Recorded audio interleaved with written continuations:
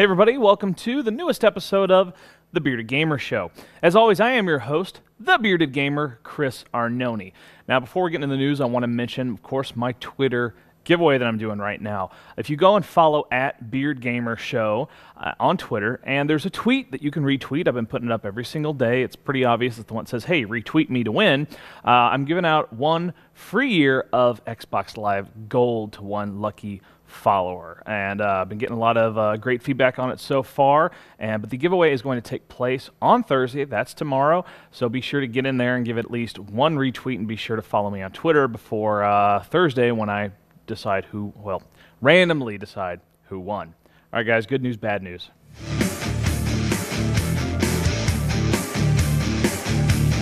Now, I'll start off with a cool piece of good news. Now, I'm a big fan of the game Bastion. Of course, we all saw it at E3 this last year, and we're just huge fans of it. It was sort of like what Limbo did the previous year. It was this little indie game that could, and just awesome little game. If you haven't played it on XBLA, or it's on also PC, what are you waiting for? I mean, oh my God, that's definitely the game to get, especially right now we're in this time of sort of a lull of releases. If you haven't picked it up, go and do it.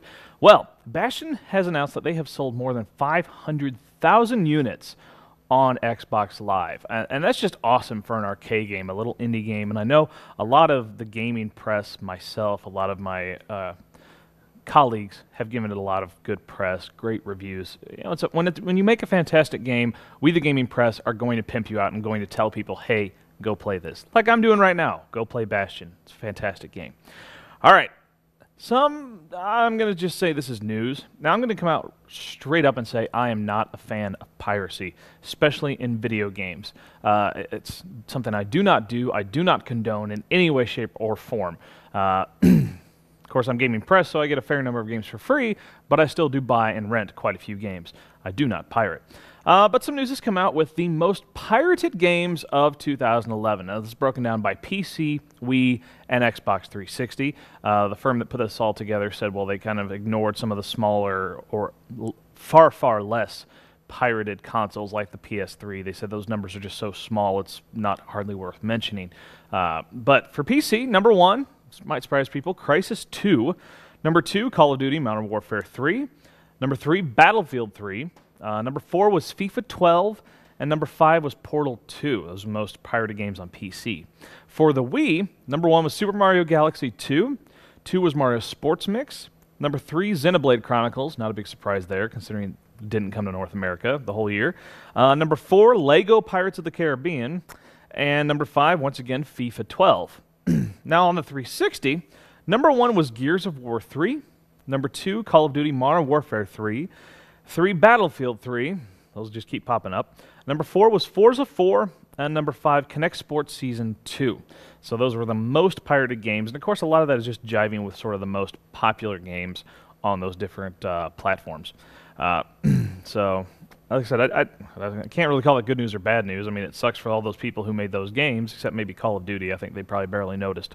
But other than that, you know, would have been nice to have those game sales instead of the piracy. All right, some just more straight-up news. Now, I've talked about SOPA and how much I disagree with SOPA. And let me give you the rundown on some of the backlash that this has caused. GoDaddy was one of the initial people to help write the bill and to be behind the bill, and they've had such a major backlash, they've officially reversed their stance. There were just so many companies that are taking their hosting away from GoDaddy in response to them supporting SOPA. Well, now, on the latest list of companies that support SOPA, Nintendo, EA, and Sony, and you heard me talking about them a lot last time, are no longer listed as SOPA supporters. But here's the weird thing. All of them are members of the ESA, which is the Electronic Software Association, and they are still listed as a supporter. Now, this is just it's a really questionable thing. Now, recently, Jim Sterling of Destructoid fame and the Jimquisition, he wrote an open letter to the ESA, and I myself am trying to get in contact with the ESA to possibly set up an interview to talk to them about why they're deciding to support this issue. Now, like I said, I am very much against SOPA. Sterling kind of attacks them in his letter in a very well done way about their support of SOPA, but I'm real curious to see why they're still throwing their weight behind this. It's obvious a lot of the other game companies are realizing how the fans are reacting, how gamers are reacting, how the world is reacting to this whole thing, and they're backing away from it and realizing how bad it could be, whether bad for the world or just bad for them, but ESA is still there. So, like I said, I'm going to try to get in contact with them and, of course, let you guys know what I find out. Hopefully, fingers crossed, we can get an interview going, and you can hear straight from the horse's mouth why the ESA is currently backing SOPA. All right, guys, time for the pull list.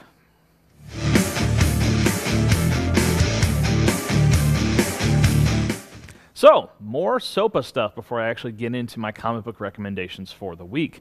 Recently, it's come out on that list I was just talking about that both Marvel Entertainment, which is Marvel Comics, and Time Warner, the parent company for DC, are listed as supporters for SOPA. Now, the creator of 30 Days of Night, Steve Niles, has derided both. He wrote sort of an open letter, or he was on Twitter deriding both companies for their support of SOPA and really just the fear of what it's going to do to that industry. And what's really funny, this image I threw up of DC Comics, hey, they could shut down Bearded Gamer Show under SOPA because that could be considered a copyright image, and they could threaten to take away my advertising revenue and just shut down the site completely. So in case you're wondering what SOPA could possibly do, so, you know, that's just craptastic news. All right, let's get into the good stuff, all right? Recommendations for you to read this week. Now, I'm taking my dislike of SOPA aside. I will be recommending some books by the big two, but, you know, it's totally on the merit of the books themselves, not related to SOPA. All right, first one, Avengers Annual #1. Now, this is written by Brian Michael Bendis, you know, superstar guy, and art by Gabriel Del Otto, another superstar guy. And, you know, this is the team behind Secret War. And that was just a phenomenal book, a phenomenal series. Bendis and Del Otto get together. They just have such a chemistry. They work so well together. That alone is almost reason enough to buy this. But it's a one-shot. You know, annuals often are, so it's great if you're not reading the Avengers to jump in and grab this one issue. But Wonder Man and his Revengers are going against the Avengers. So this is going to... It looks awesome. It looks like a lot of fun. I've read my preview of it, and... it's a big just smash up of heroes against heroes, and it's going to be really cool read. All right, number 2, Fatal #1.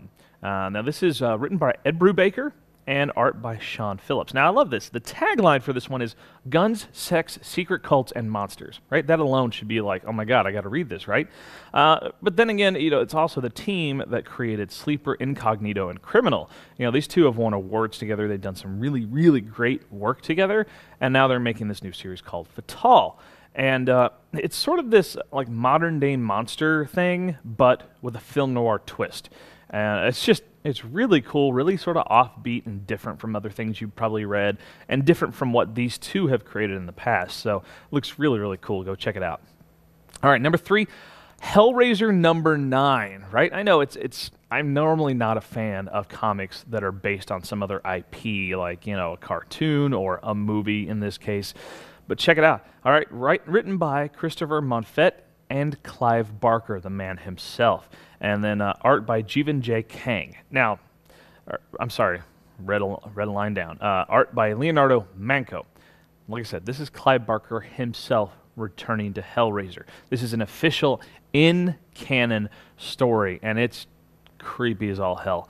I mean, you got to be in on it. If you're a fan of the Hellraiser movies, the Hellraiser universe, that mythos, you've definitely got to check out Hellraiser. There's a brand new arc starting, and like I said, Clive Barker himself is on board for this story. In-canon, official stuff, cannot be missed.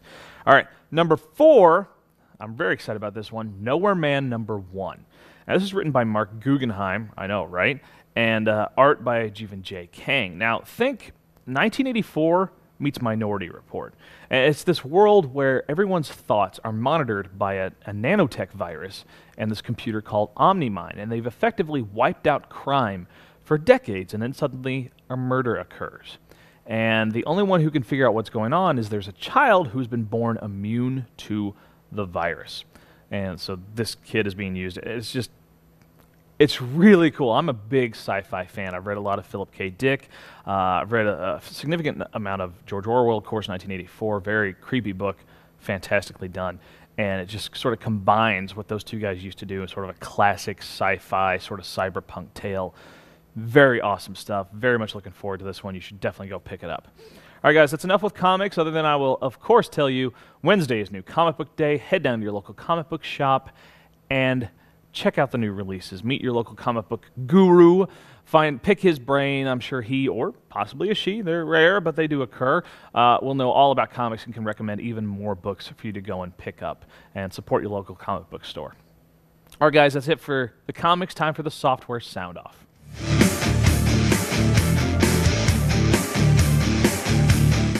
So it's time for some really big numbers because we're going to deal with the week leading into Christmas. So the week ending December 24th. Some huge, huge sales. Of course, one big release, Star Wars The Old Republic. And oh yeah, that's our number one, Star Wars The Old Republic. Moved 1.682 million units. It's very impressive for a PC-only title. Number two, Just Dance 3 for the Wii.